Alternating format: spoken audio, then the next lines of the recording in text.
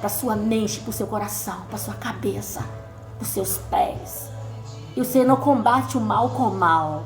Você combate o mal com o bem. Com o bem. Você está vulnerável. Está brigando com a carne e o sangue. Não é assim que briga, não. É de joelho. Joelho dobrado. Essa é a maior proteção de todos os tempos. Quando você se inclina diante de Deus, buscando nele a proteção. Você está desarmado, você não pode ir para a guerra. Você não tem mantimento espiritual na sua vida.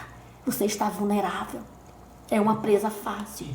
Então você precisa correr para Efésios 6:10. O refluxo está... Ei,